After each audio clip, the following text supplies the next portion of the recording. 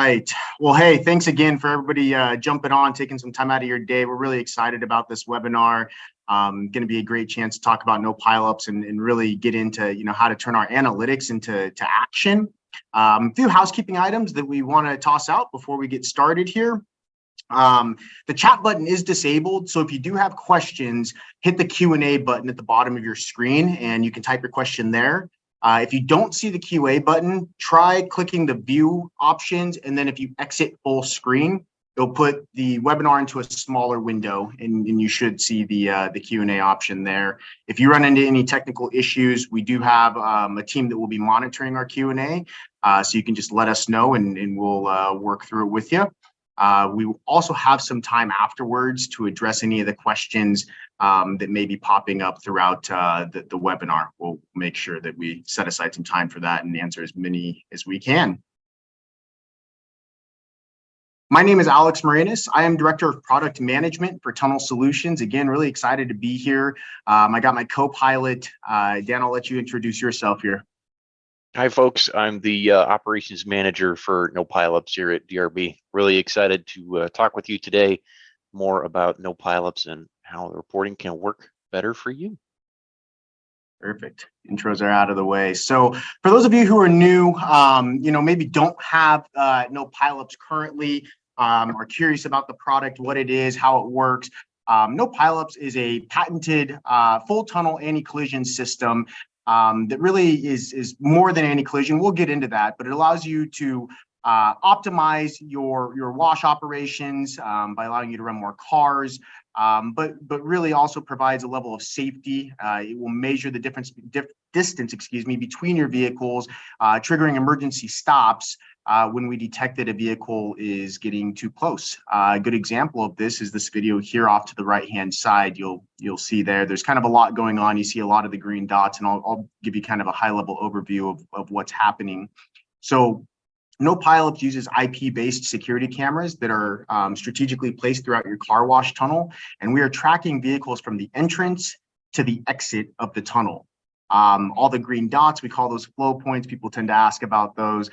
That's getting way in the weeds of the technical details, but ultimately what we're doing is we're measuring the distance between vehicles, and as they get close to each other or a risk is detected or the vehicle isn't moving at the rate of the conveyor or isn't where we expect it to be, we will trigger an emergency stop of the conveyor. So this video that you're seeing here is a vehicle, the front vehicle there, it hops a roller. NoPileups detects that it hops a roller and ultimately calls for a stop of the wash.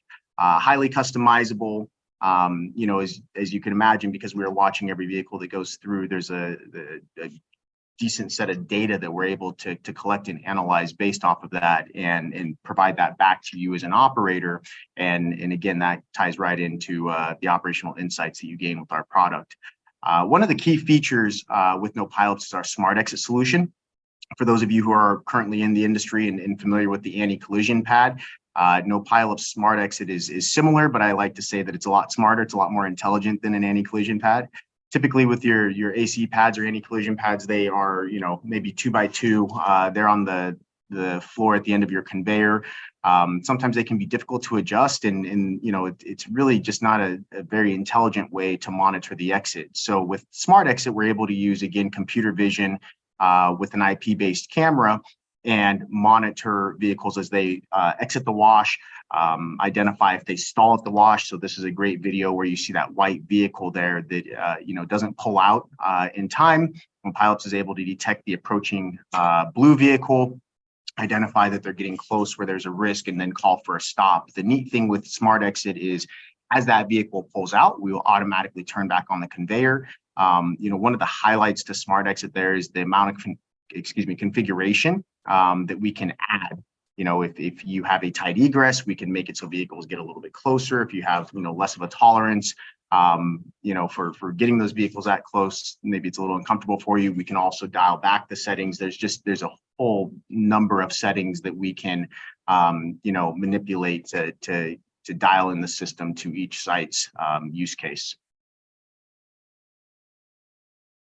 This is where I kind of get excited. We start talking about the reports. With the NoPileups system, if you are currently subscribed to the service, Part of that is getting our analytics. Like I said earlier, we are monitoring every vehicle as it goes through the car wash tunnel. We're able to take measurements all over the place, distance between vehicles, the speed of the conveyor, and we'll get into all of these different things. But there's tons of information that we're able to provide you, and a lot of what this webinar is going to be based around is how to maximize the information, how to really use the information that we're providing you to maximize your throughput, decrease your downtime, analyze the vehicle spacing. Are you loading vehicles as close as you could load them with the NoPileups system and still being safe?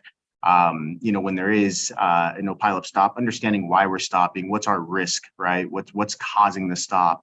And one of the neat things, and again, we'll get into this as we dive into the reports, but really the ability to compare one location's performance to another location's performance within your organization. And then also throughout, compare that to the car wash industry as a whole. So let's go ahead and dive in here. Maximizing throughput. So one of the charts, and our goal is really to take each one of the charts and kind of dive into them and highlight some of the insights that you can gain from that chart. Just to kind of level set, there's a few things going on here that you probably see. Dan, can you walk through and just kind of explain to us the different, what do the bars generally mean? Sure. There's a lot going on in the graph. Do you want to? They are pretty dense. So let's break this down piece by piece. So for starters, we've got those vertical colored bars. The blue bar is going to be data for the current week. The orange bar is going to be data at the same site or the same time period the previous week. So on every single chart that NoPileups Reports offers, you can immediately see what is my change this report week compared to the week before it. Are we trending up? Are we trending down? You can really easily see what the direction the numbers are going there. We've then got some horizontal lines. So first we'll talk about those solid orange and solid blue lines. This is if you have multiple sites in your organization that have NoPileups, in addition to providing you the numbers for individual locations, we're also going to give an average for that data point across your entire organization. So in the chart in the back there, we can see that we've got averages across your organization for the orange line being, again, the previous week and the blue line being the report week. We've got two additional lines that are on the chart. You can see them there. They're the turquoise and the green dashed lines. We're pretty excited about those. Those lines reflect the industry average for the data points. That is to say, what is the industry in general doing? It makes it easy for you to compare how is my site or my organization stacking up compared to the rest of the industry and give you a good feel for, is this good or maybe there's some room for improvement here? Yeah, so just, again, just briefly wrapping that up, this really gives you the ability to compare week over week how you're doing. It allows you to, compare your organization or your locations to an industry average, and then we'll get into the side-by-side site comparison as well. So, Dan, as we talk about conveyor utilization, this seems like an interesting chart. What exactly does it mean? What are some of the benefits that an operator can get? What are the insights an operator can get from a chart like this? What conveyor utilization is really trying to drill down into is maybe I feel really busy at this location. It seems like those guys are just busting their butts all day long. But are we really maxed out? Have we hit the physical limit to what we can run through there?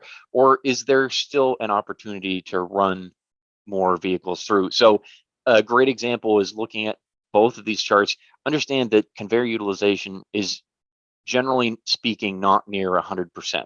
So where these numbers really come in and add value is seeing how different sites compare to each other, or how a site on a particular day compares to the rest of your org or the industry as a whole, and use that as a benchmark and say, well, the average for most across the industry is about 30% on a Thursday, and maybe I'm hitting 35. That sounds like that site is running brisk volume. The other thing to think about as you're looking at these charts, and we do this across all of the charts in the NoPileups reporting, they're meant as a starting point to jump into a deeper analysis of your operations and the things that your organization is doing. So one thing that I think about when I'm looking at these charts is you see the high performers, you see the ones that might not be doing as well. You really got to think, is the way that we're doing things holding us back from running additional cars? Maybe there's improvements we can do with how we handle cars at the XPTs. Maybe it comes down to the load on process, but trying to draw correlations between the data and what the day-to-day processes are at each one of these sites. Yeah, that's just a fantastic point, right, Dan? Being able to step back and ask yourself, is there anything that could potentially be holding us back, whether that be process people, what have you, conveyor speed, all of those things. So when you take a look at a chart like conveyor utilization, understanding, what's my current rate at running vehicles and how does that align with the industry? And better yet, how do I set benchmarks using this KPI for my team? Some good insights there. Average gap at peak traffic. This is honestly, based on what we've heard from our customers, this is one of their favorite charts. I get excited about this one. I think that people often appreciate this chart because of what it indicates. Dan, what does this chart mean? How do I use this to my advantage? What is it trying to tell me? And how do I turn that into action at my site? Absolutely. So one thing to understand is these charts at their core is understanding during the busiest times of day at each one of the washes in the organization, how close are vehicles being loaded? So it's not taking into account what the spacing is like during the really slow times of day, early in the morning, late at night. This is only looking at those times when you're at peak or 80% or closer to peak. But the general idea is when we're running a lot of cars at this site, how close are they from the rear bumper on the front car to the front bumper on the rear car?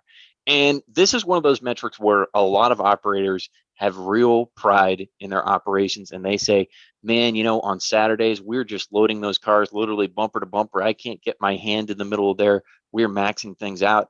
And when we take a look at the actual data from NoPileups across those busier days, like the weekends, and we also look at, maybe slower days, like during the week, sometimes those draw conclusions that make us step back and go, wow, that's really not what I was expecting. My feels don't really match what the data is saying.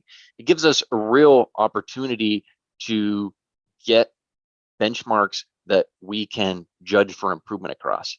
Yeah, I mean, Dan, I think you hit a really important topic there, right? There's the assumption that I as an operator, I've set my policy. I have this expectation with my team on how closely we're loading vehicles, and either my assumption or my gut is telling me that we are loading them as close as we can possibly load them, and we're loading them according to our best practices or our policy. When you take a system like NoPileups, which is taking its own measurements, right, and telling you this is what the actual distance between vehicles is, you take away the assumptions, you take away the gut feels, and again, now you have a metric that you can rely on that's being measured in the same way every time, and you can work off of that as a starting point for improvements. Yep. Understanding where you might be not as efficient as you could be. It's basically impossible to improve something without having hard data around how you're actually performing, and this is one of those ways that you can really drive impact across your wash, even if you only have one location or if you have 5 or 10. This is another one of those things too, where if you see really consistent gaps at peak traffic across the days or across different locations, that's when you can start thinking about what is limiting that spacing, right? Is that my comfort zone? That's where I want it to be. Or maybe it's farther apart than I would like it to be, and we need to do a little bit to maybe optimize those load-on procedures and give customers a little bit clearer guidance about what to do. Well, Dan, it can also be internal training opportunity, right? Maybe I noticed that it's on every Tuesday, and I have specific people staffed on every Tuesday, but our gap between vehicles seems to be a lot greater than what we'd be looking for. That kind of an inconsistency would jump out, and I think that it lends itself to opportunity for working with your team members to identify what may be happening there. Yeah, exactly. And when you look at this chart and it says, on average on a Saturday, we're loading cars 25 feet apart. Maybe that's the moment when you're like, is the roller spacing the thing that's holding us Yeah. back? Is there something other fundamental that we can change to try and take our production at peak times to that next level? Well, Dan, and what's the advantage to us specifically calling out peak, your peak traffic hours, Sure. right? Why is it not all hours? Why do we specifically call out your peak traffic hours here? Well, I think when we look at data like this, oftentimes we all know that there are really busy times at the car wash and there are really slow times at the car wash. And if you get data like this, where you're taking data from any time of day, any day of the week into account, Yeah. those averages are going to feel much less useful, because those slow days and times are dragging down those peak days at times. And by just focusing on a small subsection of this, that allows us to go, no, that's not influencing this data. This is saying when we're running a lot of cars, this is what we do. Yeah. Because when you're running a lot of cars, that's when the spacing really counts, and it can help you move that line. Yeah, I mean, it's when it matters the most, right? It's when you have the Yep. most opportunity for that. The customer, would-be customer that drives by, looks at the line and says, "Oh boy, that's a little long, maybe longer than I want to wait." It just again highlights the importance of looking at the data when we are at our busiest, versus trying to evaluate the data when we are at our slowest, right? So I think that there's great opportunity there and good learnings just by sticking with the peak traffic hours. What are we doing in terms of vehicle spacing? So next on, we'll move to conveyor speed. So Dan, I know, in most operations, you have probably a handful of different systems where you can get your conveyor speed. In the NoPileups world, why is this useful? How can I leverage this? What is this telling me that I maybe don't get from my tunnel controller, or other systems in my operation? I think when we talk to a lot of operators, the thing that they keep coming back to is, I want to ensure consistency between days of the week, between locations. I want to make sure, especially if I have these unlimited customers who can go to any location, I want to make sure they can go to their normal wash down the street, or they can go to the wash across town. They know exactly what they're going to get. They're going to feel really great about the experience they're going to get. And that's going to be a positive thing that reinforces their membership. And one of the things that people do actually notice is, like, how fast am I moving through the car wash, right? Do I feel like I'm going slow and I'm getting a really thorough clean? Maybe I'm zipping through. So the baseline thing that these charts can give us, especially for multi-site operators, is just understand, do we have consistency across the org?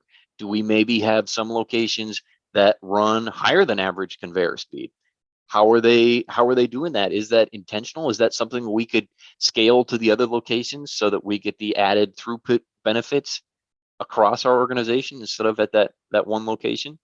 One other thing is, you can understand, hey, where are my standards at compared to the rest of the industry? I mean, I know that we can talk with other people and get a feel for what they do, but this gives us a really unbiased idea of, where am I at? How do I compare to the average? I mean, if we look at that bottom chart there, you can see that Site 5 consistently, both the report week and the prior week, average conveyor speed is higher than the rest of the locations. So my question would be, what is the thing that they're doing differently that allows them to do that? And can we scale that elsewhere? Conversely, you have Site 6, where they were pretty in line with the organization average, but then on the report week, their average conveyor speed dropped while the conveyor was running. So my question would be, was there a maintenance issue? Was there something unexpected that we knew about that's going on there? Or is that an underlying issue that we maybe hadn't caught previously that we need to address, so that we can get our conveyor speed back up and running, and we can run that many more cars through that wash? Dan, you'd mentioned, the consistent experience, and standard setting across an organization, and I just want to highlight here, and I know for those of you who are online, some of these images are a little bit small, but that bottom graphic there, where you can see that it has the site labels, just a perfect example of, if I'm running my organization and I look across the board, I can see the conveyor speed is consistent, except for, Site 5, for example. It stands out like a sore thumb. So if I'm looking to provide a consistent experience, and I have defined expectations for what conveyor speed should be throughout my organization, I now can identify that site 5 is out of that range, and we can begin that investigation of working with the site to figure out, why is your conveyor speed not in line, and kind of work backwards from there. So it's a great point. Vehicles washed, another chart where I think that, for most, they can get this information from their point of sale. They can probably get it from their tunnel controller. Dan, how does this fit into the NoPileups world? I'm an operator. Is there something that I can glean from this vehicles washed data, and how is that of use to me? The huge thing here is the ability to compare and see trends. So I can easily see, hey, we had a better week this week than we did last week.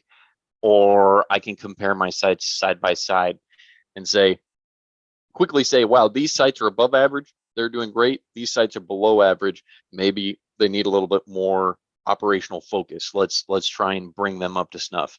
Either maybe they need a dash more marketing, maybe they need a little bit of excellence in order to run those additional cars.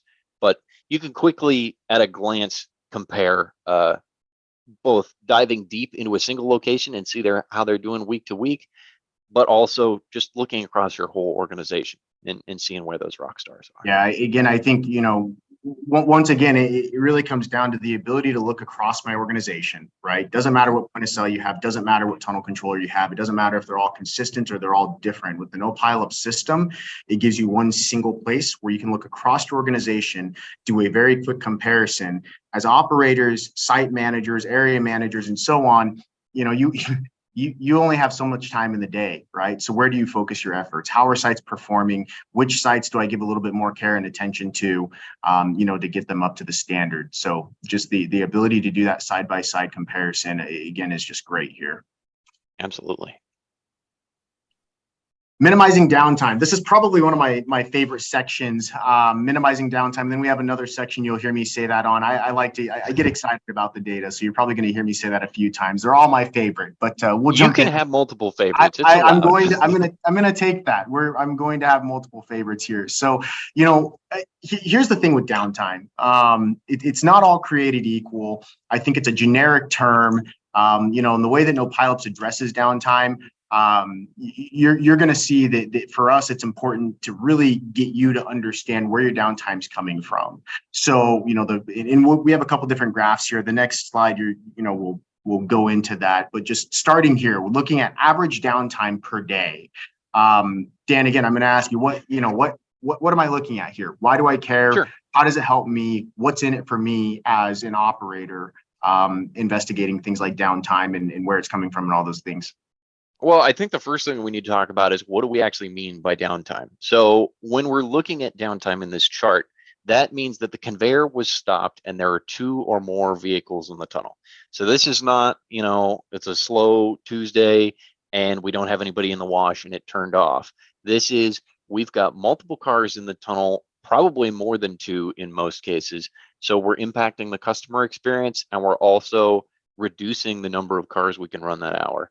So Dan, that's off. That's a really important point, right? When we talk about downtime, the charts and the way that we are analyzing this data and displaying it to you is we're specifically honing in on this is downtime when you have vehicles in your tunnel, right? So to Dan's point, it is now impacting the customer experience.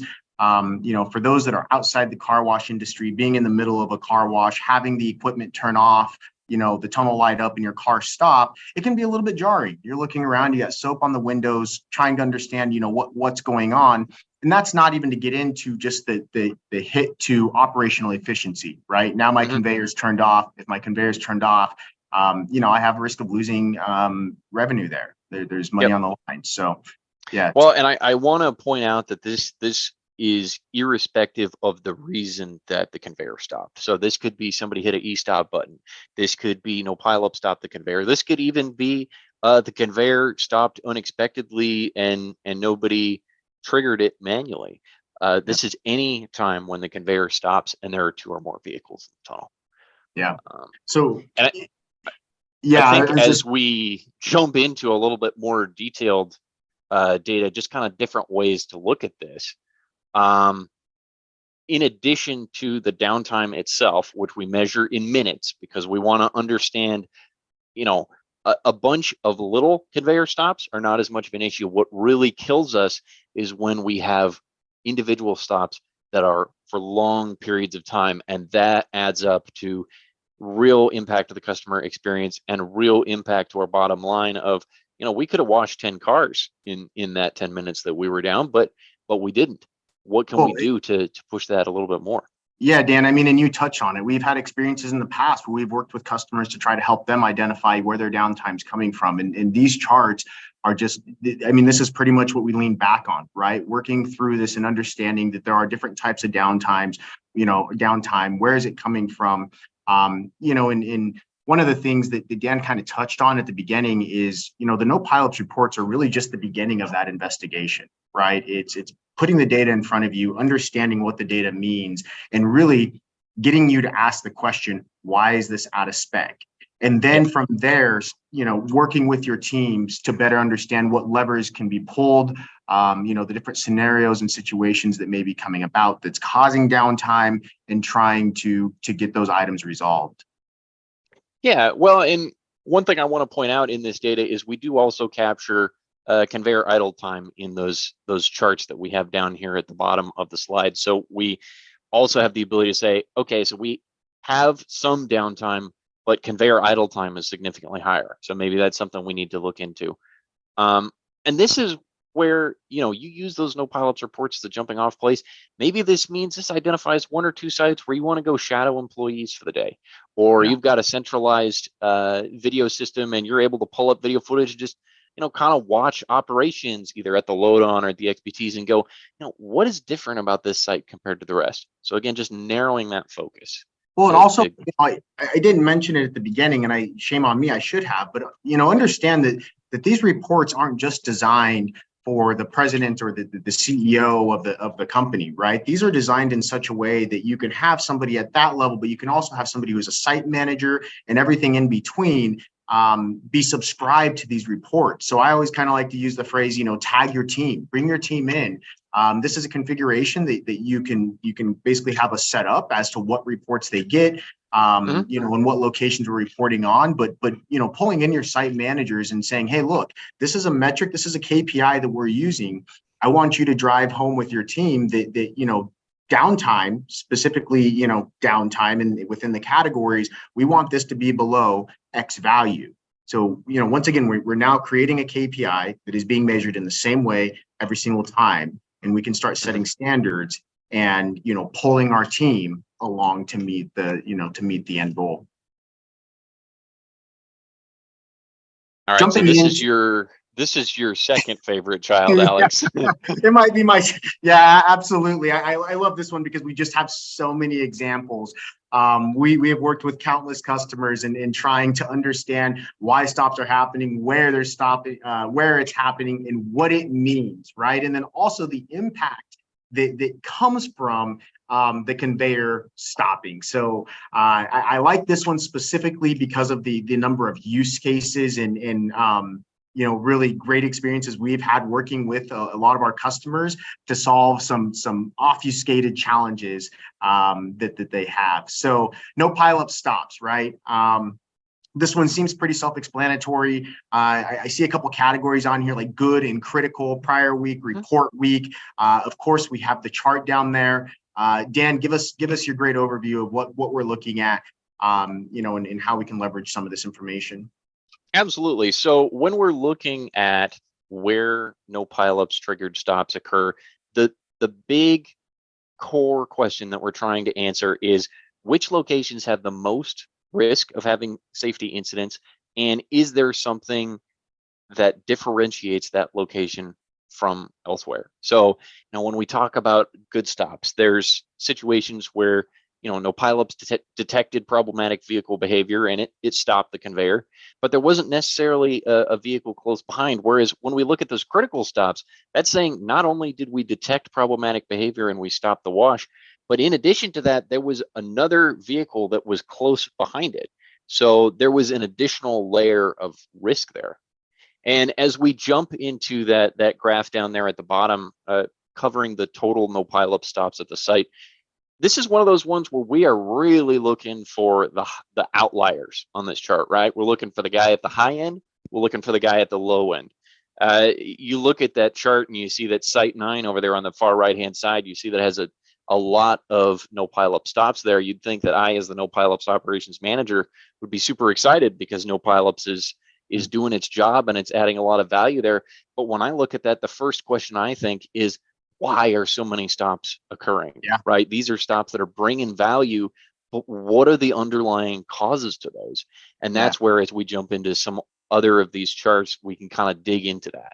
I kind of look at NoPileups like, and of course, NoPileups is going to do its job. It's effective at its job, but I kind of liken it to a seat belt, right? Just as a silly example. Seatbelts are great. They are effective. They do their job. But your hope is that you're never in a collision. You're never in a wreck. You're never in a scenario where you need to leverage that seatbelt. So as an operator, I'm looking at this and I'm saying, look, I'm thrilled I have the NoPileups system in place. This is fantastic. But when I have a site that has 4, 5, 6 times as many NoPileups stops at a location, and it's higher than the industry average, it's also, much higher than the rest of my sites, what's happening? And are my risk increased at that location? And is it decreasing my efficiency at that location? Because there's more than one thing that's impacted there. So I think it's huge to be able to kind of look across the organization and get an understanding for, your NoPileups stops and the types. And when we look at how many stops NoPileups is having at a specific location, the thing that you kind of go back to there is, well, that could be relative. Maybe site 5 is washing 3 times the volume. And that's where the chart that you have up on the screen, the vehicles washed per NoPileups stop, that's where we're able to give you something, that would equate to kind of a ratio. So you now get to understand, how one relates to the other. So Dan, you got the chart here. Walk us through why this is useful. Yeah, this is a huge tool, especially for either organizations where you've got like rock star sites and then you've got those ones that are still growing and you're trying to understand, like, I know my rock star site has a lot of no pileup stops, but that's because they're running a lot of cars. So like comparatively speaking, how many cars am I able to wash for every no pileup stop that occurs? And there are some challenges that are going to get harder and harder as you wash more cars, right? Equipment timing becomes more important. That load on becomes more important. But this can cut through all of that volume related noise and just say, at the end of the day, assuming we're all on a level playing field, which one of these sites is actually washing the most cars per no pileup stop? And we want that number to be as high as possible, right? Yeah. In a perfect world, I don't want no pileups to stop your conveyor at all. I want you to be able to have a 1,200 car day and have no problems at all. Yeah, I mean, we want to have the way that we operate here is that, we want to be a business partner with our customers. So we have a product that is going to protect you. It is going to help increase operational efficiency. It's going to help generate more revenue because you can process cars more quickly. But at the same time, we want to make sure that you're using the seatbelt as seldom as possible, because that means reduced risk for you. And it means higher operational throughput or operational efficiency and throughput, right? So leveraging this kind of data, working with the NoPileups operations team, if you have questions on it, that it's a tool and a resource that's available to you. It's just crazy not to leverage it. Absolutely. We love those kinds of calls, hearing from customers or emails where they're saying, hey, I was looking at the numbers in my report and I have questions. Tell me about this. That's the best calls we get all day. So moving on to the next section here. This is going back to real life scenarios that we've dealt with on a whole number of occasions. The total NoPileup stops by camera and type, right? I have lots of words that I can say on this and what it means for you and why you care about this. Dan, I'll let you kind of kick it off here. And then maybe let's go into some of the examples that we've actually, walked through with customers and solving. Absolutely. Yeah. So on the previous charts, we got to see which sites have the most NoPileup stops overall, right? So we've got kind of our short list of who are the ones that I want to dive into a little bit more and get to the bottom of. So as we break this out on a per site basis, now we're going to be able to see, okay, at this site for this report period, where are the stops happening in the tunnel? Because when NoPileups calls for a stop, it's going to be tied to a specific camera, and those cameras are named according to where they are in the tunnel. So, your second camera is probably going to be your wraps, or you'll have another one named rinse. You have another one in the blower. So it's pretty obvious immediately, generally speaking, where in the tunnel the vehicle is when this stop is occurring. So from this chart on the top, I can see that camera 2 has significantly more NoPileups stops than the rest of my tunnel. So the question then becomes, well, what the heck are vehicles doing that are causing them to stop on camera 2? And so when I drop down to the report below that, that's going to take that same chunk of NoPileups stops and say, what kind of a stop was it that occurred? You might ask, well, how do we know what kind of a stop was it that occurred? Well, that's part of what NoPileups operations does. Every time NoPileups stops the wash, we're going to record a short video of that. And then our technicians, real human people, are going to review that video, and we're going to label it and say, hey, I saw that car hopping a roller right there. That's what caused NoPileups to call for the stop. We do that right now about 70,000 times a month. And that data goes right back into this report. So based on these two pieces of data, so we're quite literally in part helping build this data for our end users, with the intent that they're gleaning insights from that. Yeah. Yep. So I can easily see from this data, camera 2, which is probably the wraps camera, has the most stops, and the stops that are the most frequent are hopped rollers. So from that, I'm saying cars are hopping rollers on camera 2. What could be causing that? Is it that customer behavior is not right? Maybe they didn't actually have their car in neutral, they had it in reverse or drive, and they're trying to fix that getting into the wash, and they're stepping on their brakes. Maybe there's something to do with the environment, right? Do I have tire brushes there? Are cars getting hung up on the tire brushes? Is there equipment there, like wraps? The timing is very important, and if it's not quite right, there can be issues from that. Yeah, you should be questioning why I have tons of stops in a specific area of my tunnel, right? So going back to a real world example, we had a customer reach out to us and was, just kind of scratching their head. I'm seeing a lot of NoPileups stops in this area. I want to understand what's going on. How can we work together to figure that out? And so as we went through the data, we combed through it, we identify, what camera these stops are occurring on, more specifically, what types of stops are these. Then you're able to go back into the NoPileups system and actually review that footage yourself. We have that, we can provide that to you, but you can also pull that yourself. In looking over the footage, we identified that, we were able to provide the footage to our customer. He was able to review it, and he actually tagged in, their maintenance team. They went and inspected that area of the tunnel and found out that they actually had a conveyor problem in that area of the tunnel, and it was causing vehicles to constantly hop rollers. Right. And in response to that, NoPileups is triggering stops. So NoPileups was doing its job. It was performing quite well. It was saving their bacon time and time again, speaking candidly. But investigating why NoPileups was having to jump in, why we're having to be that seatbelt again, right, led them to identify that there was actually a problem that was increasing their risk and really reducing their operational efficiency. So by solving that, we were able to drop the stops down at that site pretty dramatically. But, perfect example, leveraging the NoPileups data, reading it, understanding it, starting that investigation process, and then taking action for the end result that you're looking for. So, here's the chart of, kind of before changes and after changes, side by side comparison. It's pretty crazy looking at the numbers.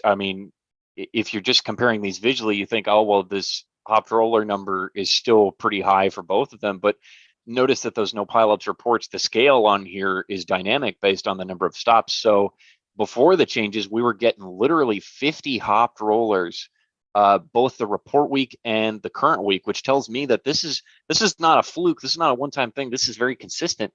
Yep. And then after we've implemented the changes, kind of given it a couple weeks to percolate, look at where we're at now. Instead of 50, we're at 8 total for the entire tunnel, and that's consistent report week versus previous week. Well, now, and I mean, It's we focus huge. on, yeah, that it's a big deal, right? Because again, that feeds into your downtime. Every time the conveyor stops, there's lost efficiencies there, right? So, Mhm. another great example of this is the exit.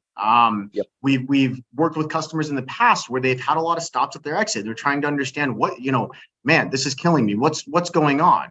Well, in digging into the data, identifying that stops are occurring at the exit, reviewing the footage, it was actually identified that my stop go light or my wait go light at the exit, the timing was all messed up. And Mhm. it wasn't telling customers to pull out soon enough. So even making a small change like that reduced the exit stops by something like 40%. I mean, it was just crazy, right? Yeah.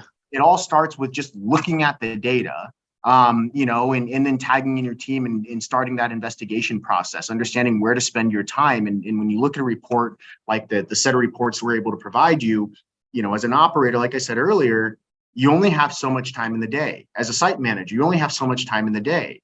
Um, these reports allow you to identify where you focus some of those efforts, what sites are Mhm. doing well, what sites could use a little bit more attention. And then you can hone in even deeper and say specifically what at those sites can I be doing to improve operations? Well, and I think your call out here, Alex, of don't underestimate your exit basically is a huge one, Yeah. right? Because especially for operators that run high volume and depending on your lot layout, like is what's holding you back from running an extra 25 cars on a Saturday the line to your vacuums? Is there something that you can change operationally in order to make that work better? Is there revenue that you can tie to that to help make the case for change, right? Do I need extra resources? Do I need to change the timing on that go light in order to make things work? Heck, is it even just something as simple as the slope of my exit driveway? Yeah. Little things like that can make a Well, world of difference. yeah, I mean, again, just don't, I think it's easy for us to sometimes look at the exit and say, well, yeah, people lollygag, and they don't pull out, they're on their phone, what have you. Um, don't allow yourself to always chalk it up to that. Take a look at the data, investigate, ask questions. How can I make sure that customers are pulling out? Yes, you're going to always have those customers who are a little delayed and they slow down the line, but how do we minimize that, right? And I think when you Yep. take this data, you look at it, you start asking those questions, that's where you unlock the ability to move to the next level. Yep. Yeah, and this is a great example. We talked about our smart exit solution earlier. This goes back to how many times is that engaging, right? So how many times are you having issues at your exit chunked out by the time of day when it occurs? So what are the times of day when you have the most issues? If it's really uniform, to me, that indicates that it's not a volume-based issue. It's more of customer behavior issue. And that's not one of those things where we could just wipe our hands and say, oh, well, customers will be customers. What assistance can we give them? You know, can we get gravity to work in our favor here to keep that conveyor moving and keep the money coming in? Just we talked about the smart exit, smart out. We talked about the smart exit functionality, and how it's more intelligent than your standard anti-collision pad. And these are some of the things that we're talking about. Mhm. This exact type of thing. So, all right, I think our last section here, and this really gets into Yes. the side by side comparisons and what that can tell you. So understanding that, again, we have a lot of charts, a lot of graphs on the screen. I'm not expecting you to be able to see each individual graph. What we're really trying to highlight is this is what we call our organization summary. So if you're in if you're in a leadership position, of the organization, you might want to get an org summary report. So Dan, what with the org summary, what am I getting out of this? So this we're not going to be punching into like where are the stops occurring at individual sites, right? This is meant as a 2-page report that we can either attach to the beginning of a really thorough report so that you have a starting place to dive deeper, or if you're someone who's very high level and you just need a glanceable thing to look at, this has a lot of information, compares things really close. If you have a lot of sites in your organization, it'll just say, the top 10 sites for this metric and the bottom 10 sites for this metric. You got fewer sites in your organization, it's going to have a side-by-side comparison of every single one. And the main goal here is to identify which are the ones that are underperforming, which are the ones that are overperforming, and then use that information and either say, hey, manager at site 12, I need you to go look into this, or Yep. hey, this is when I break into a focus group with my regional manager and say, hey, let's try to focus this a little bit more and see what we can do to move these numbers, but Yeah. not get lost in the minutia of individual data for 10 sites. Yeah, absolutely. So, we talk about it at a larger organization level, right? And so you send manager of site 5 off to do a little bit more digging. I think that's where we can move into the site view. So again, this is the org view. Now we can come to the location summary, right? In the site view summary. So Dan, what are we seeing here? I mean, we've looked at all of the individual graphs. Go ahead. Well, and in fact, we're looking at the location summary. So this is something we added because as a lot of organizations are growing, you have those district managers, right? So Yeah. sure, they're a part of the bigger organization, but they don't have control over the whole organization. They have a certain subset of locations that they specialize in.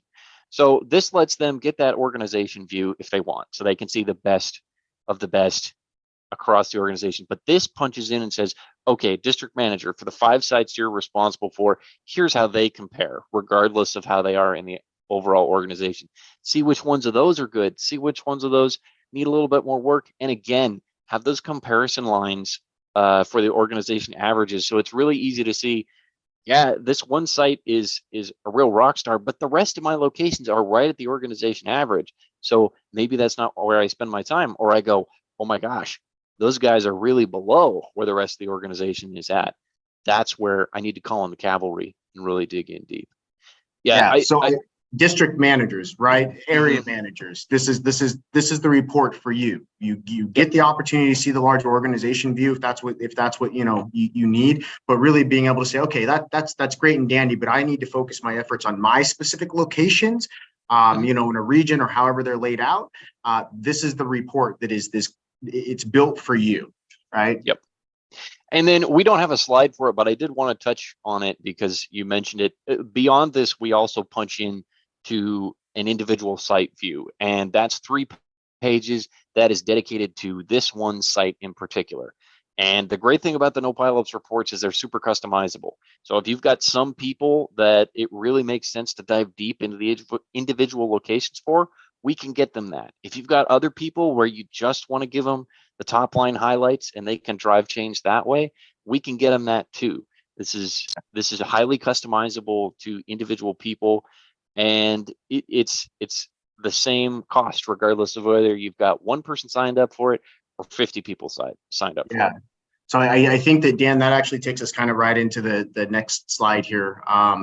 I'm not sure that we have a slide for it, but for those of you who are existing NoPileups customers, how do you, if you're not getting reports, how do you get reports, and what's the effort, what's the cost, all these other things? The great thing is it's a freebie, right? It's included. This is part of the service. There's no additional add-on.